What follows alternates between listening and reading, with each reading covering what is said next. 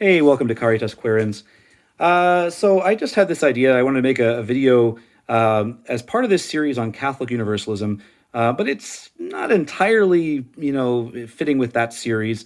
This is more just a video that I wanted to make for some clarity and also just to kind of sum it all up and give a synopsis of my understanding of the spiritual life, or what I mean by that is the progress of each of us into our full destiny of union with God in heaven, and what that looks like in terms of my understanding of Catholic Universalism, which takes into account ideas that would oftentimes be referred to as infernalism or endless hell, as well as ideas that would be referred to as annihilationism or conditional immortality. So what does this look like in a nutshell? That's kind of what I'm trying to do in this video. So it's sort of my view of the spiritual life in terms of eschatology. Okay, so I'm going to run through this pretty quickly. I'm going to try not to repeat myself. I'm going to try not to explain things more than I need to, and just give a really concise overview. So here's what, in my opinion, what this all looks like. Okay, first, going back to the beginning, God creates us, and He creates us spirit, soul, and body, destined for union with Himself. And yet we see in the fall that there is a sort of tendency in us that is entirely incompatible with God, represented in the story of the fall of Adam by the choice between the tree of life and the tree of the knowledge of good and evil. And so the tree of the knowledge of good and evil represents that tendency, which I could call original sin, or I could call the old man with St. Paul, or the life of Adam, because we inherit this life from Adam. And it is something which is really an entirely incompatible choice with the choice of the tree of life, which is choosing God Himself, who is life, or choosing Christ Himself, really, who is our life. And so the first thing that needs to be done is that the old man has to be put to death.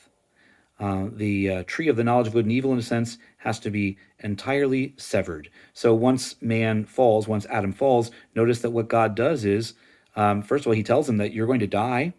And so he dies. Adam dies. He dies in some mystical, spiritual sense.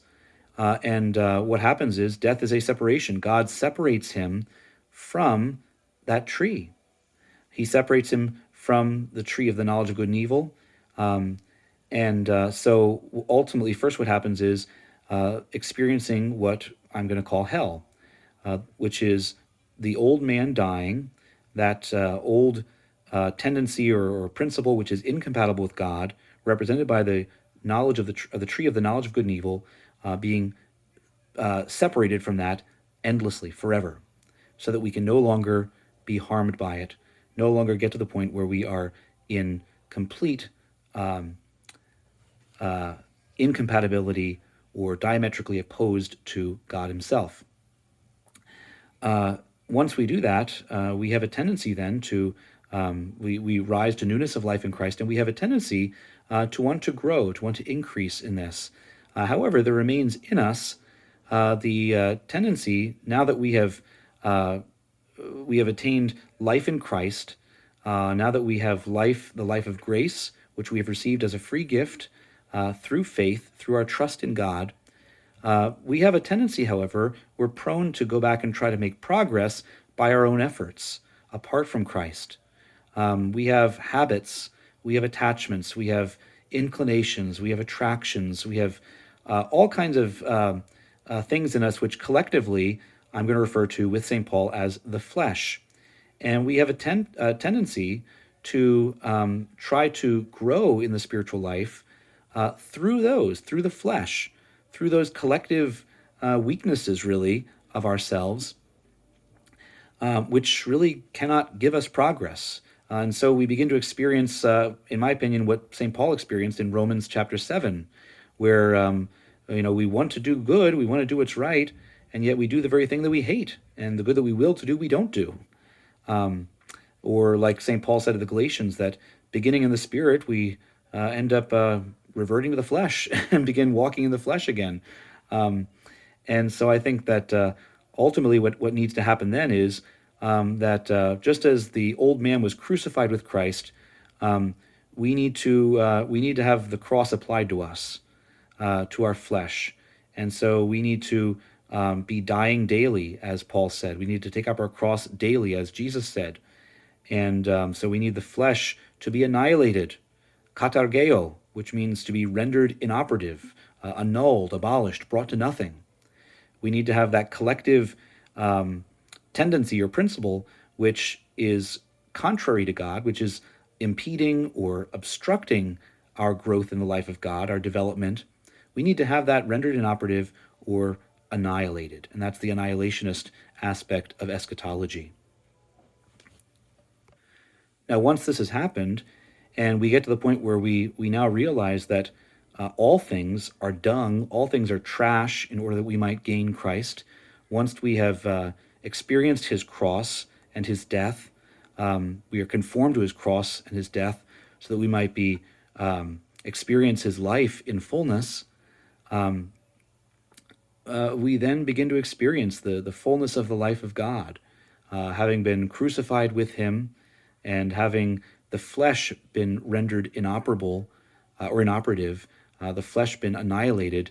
We All that remains then is, in a sense, union with God, a being, a person who is now so united with God that it becomes almost impossible to distinguish God from this blessed person.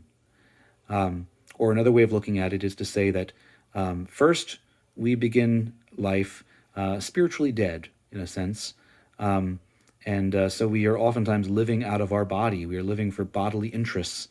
And first God calls us. God calls us to begin living at a higher level. And so our body begins to be subject to our soul. We accept Christ in our spirit. We become alive. But really, for the most part, we are living still, sometimes out of our body, but mostly out of our soul, out of our own mind, will, and emotions, which are the flesh, our weakness.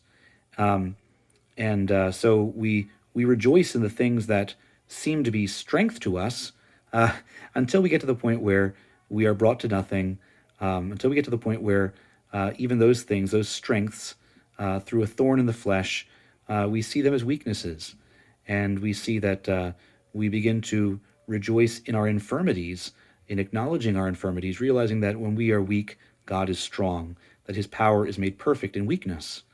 And so then our soul becomes subject to our spirit, and we begin trusting more and more in that part of us which is in communion with God, and allowing Christ to reign in our hearts, and allowing him to crucify the flesh in us, so that he might reign more fully in us, to annihilate the flesh, to bring it to nothing, so that more and more he might be everything for us, that we might come to the fullness of the life of Christ.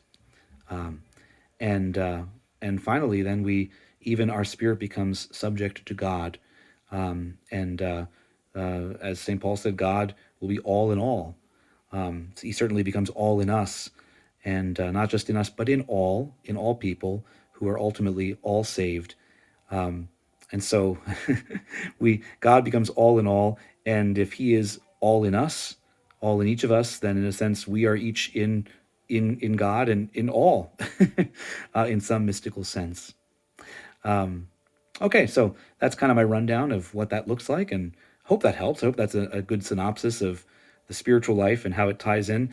And that ultimately, in the end, is the universalist perspective that God, who destined all men for all people for eternal salvation or full union with him in heaven, ultimately brings them all through death, through the death of the old man, which we're going to call hell, the eternal separation of the old man, the incompatible person with God, and then through the annihilation of the flesh, through rendering inoperative that collective principle in us that cannot attain to God, which is only obstructing our growth in God.